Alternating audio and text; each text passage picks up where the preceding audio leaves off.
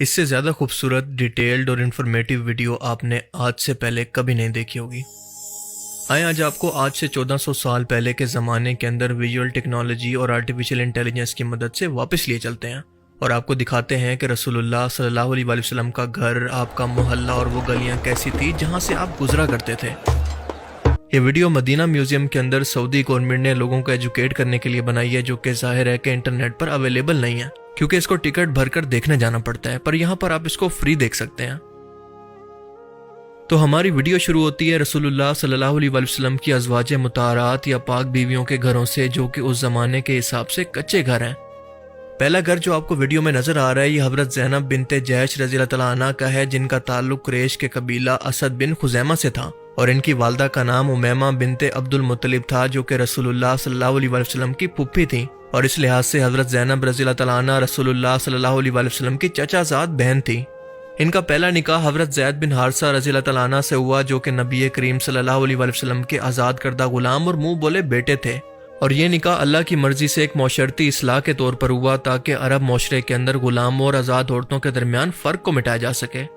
پر اس نکاح کے بعد ان دونوں کے درمیان طبیعت کا میل نہ ہو سکا اور یہ نکاح زیادہ عرصہ نہ چل سکا۔ آخر کار حضرت زید نے ان کو طلاق دے دی، اور حضرت زینب رضی اللہ تعالیٰ عنہ کا نکاح رسول اللہ صلی اللہ علیہ وسلم سے خود اللہ تعالیٰ نے آسمانوں پر فرمایا۔ سورہ الاحزاب آیت 37 کے اندر اللہ فرماتا ہے کہ پھر جب زید نے اس سے تعلق ختم کر لیا تو ہم نے تمہارا نکاح اس سے کر دیا تاکہ مومنوں پر اپنے منہ بولے بیٹوں کی بیویوں کے بارے میں کوئی تنگی نہ رہے۔ اور رسول اللہ صلی اللہ علیہ وسلم سے نکاح کرنے کا مقصد یہ تھا کہ اللہ تعالیٰ نے اس رسم کو توڑ دیا کہ آپ کے منہ بولے بیٹے آپ کے حقیقی بیٹے نہیں بن سکتے،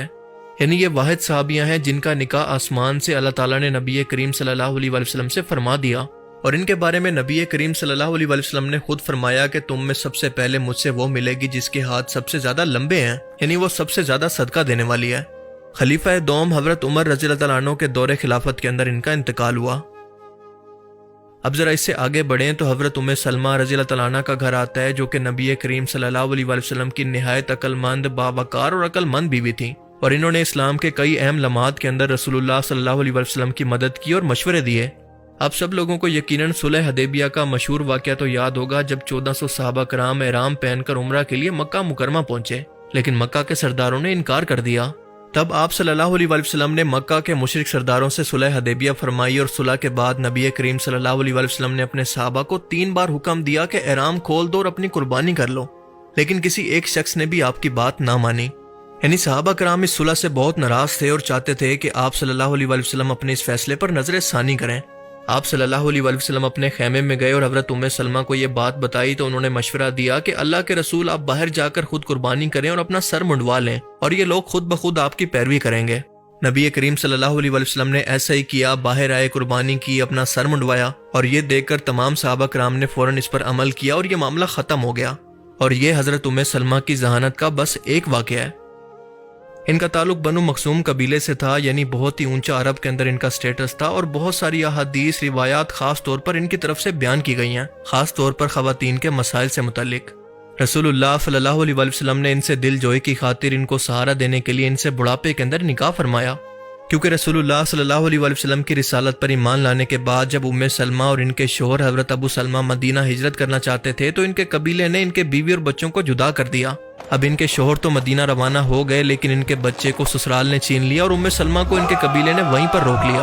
اور وہ پورے 1 سال تک اسی غم کے اندر رویا کرتی۔ آخر کار پورے 1 سال کے بعد ان قبیلے کے لوگوں کو ان پر رحم آ گیا اور ان کو چھوڑ دیا گیا، اور یہ واقعہ حضرت ام سلمہ کے صبر اور وفا کی بہترین مثال ہے۔ ابو سلمہ کی وفات کے بعد حضرت ام سلمہ کو انتہائی صدمہ ہوا۔ نبی کریم صلی اللہ علیہ وسلم نے یہ دیکھا تو ان سے نکاح کا پیغام بھیجا۔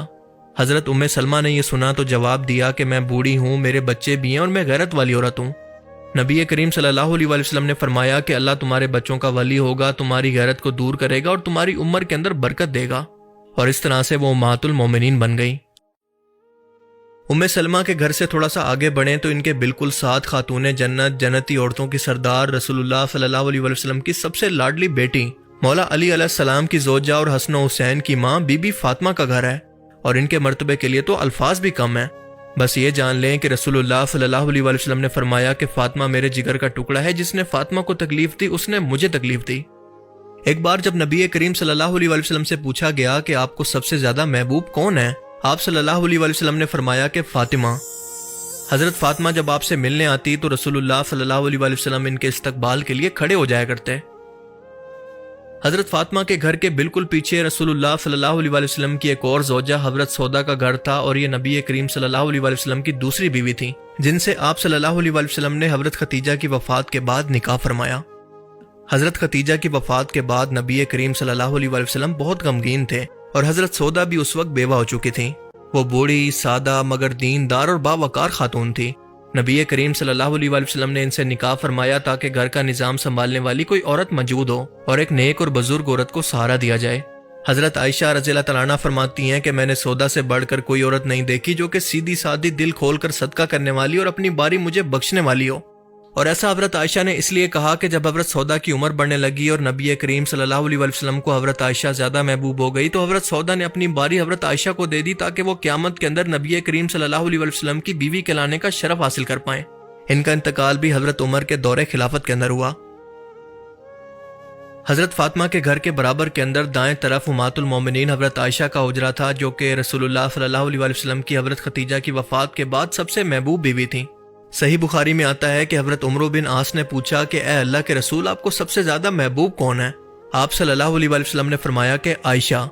عمرو نے پوچھا کہ مردوں میں سے؟ آپ نے فرمایا کہ اس کے والد ابو بکر صدیق۔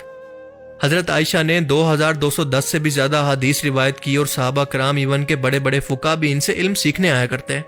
حضرت عروہ بن زبیر فرماتے ہیں کہ میں نے کسی کو عائشہ سے بڑھ کر قرآن، حدیث، فقہ، طب، شعر، نسب اور عرب کے واقعات کا علم رکھنے والا نہیں پایا۔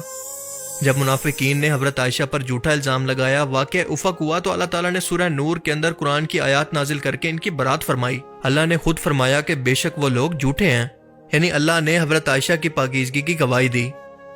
نبی کریم صلی اللہ علیہ وسلم نے اپنے آخری دن حضرت عائشہ کے گھر پر گزارے، اور اپنی وفات سے پہلے آپ کا سر مبارک حضرت عائشہ کی گود میں تھا۔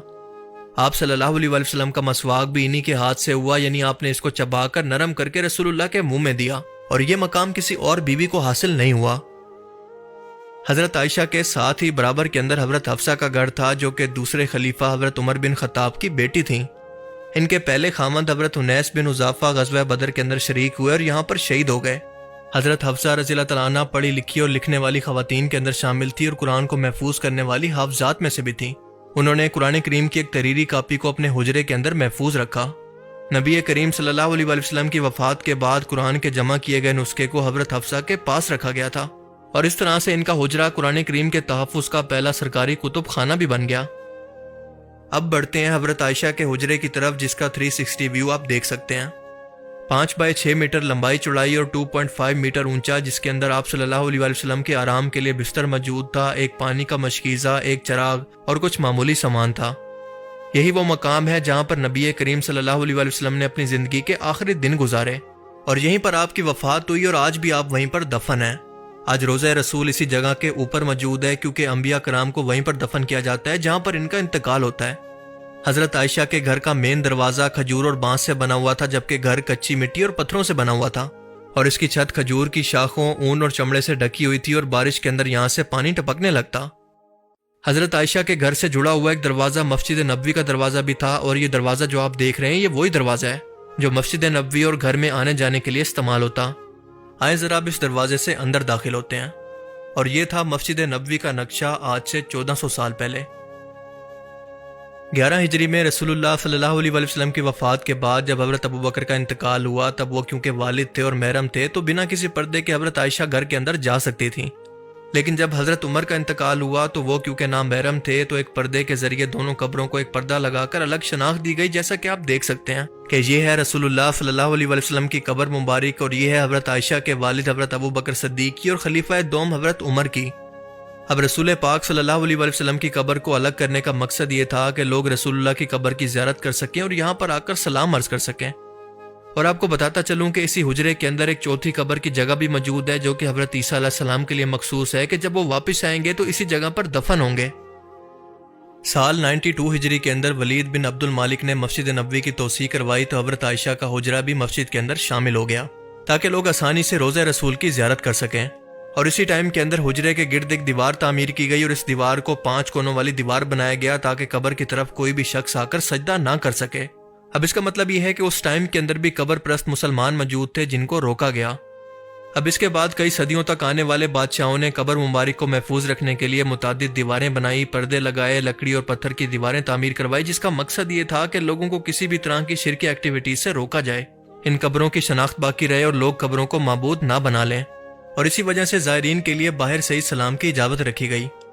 654 ہجری یا پھر 1254 عیسوی کے اندر مسجد نبوی کے اندر آگ لگ گئی، جس سے چھت، ستون اور کچھ حجرے متاثر ہوئے۔ مسلمانوں نے اس کے لیے دل کھول کر چندہ دیا اور مسجد کو دوبارہ تعمیر کیا گیا، اور پھر اس کے بعد قبر مبارک کو مکمل طور پر بند کر دیا گیا، اور آج کوئی بھی شخص قبر مبارک کو براہ راست نہیں دیکھ سکتا۔ سلطنت عثمانیہ کے سلطان عبد المجید اول نے مسجد کو خوبصورت طرز کے اندر سنگ مرمر، سبز گنبد اور نقش و نگار سے مزین کیا۔ موجودہ سبز گنبد یا پھر قبۃ الصخرہ اسی دور کے اندر بنا، اور اس ٹائم سے لے کر آج تک سنہری جالیوں کو پکڑ کر زائرین باہر سے اسلام پیش کرتے ہیں، لیکن اس کے اگر اندر جھانکنے کی کوشش کریں تو اندرونی طور پر کئی تہہ دار پردے، پتریلی دیواریں اور لوہے کی جالیوں کا نظام ہے، اور پیچھے کہیں جا کر زمین سے تھوڑا سا نیچے رسول پاک صلی اللہ علیہ وسلم کی قبر مبارک موجود ہے۔ اس پر پوری میری ایک الگ سے ویڈیو موجود ہے، جسے اگر آپ دیکھنا چاہتے ہیں تو یہاں پر کلک کر کے اس کو دیکھ سکتے ہیں۔ تب تک اگر آپ کو میری یہ کاوش پسند آئی تو اس ویڈیو کو ضرور لائک کیجیے، اور اب میں ملوں گا آپ سے ایک ایسی ہی نئی انٹرسٹنگ ویڈیو میں۔ تب تک کے لیے اپنا بہت سا خیال رکھیے گا۔ Thanks for watching this video. Allah حافظ۔ Subscribe Mufti Abdul Muqsid for more Islamic videos.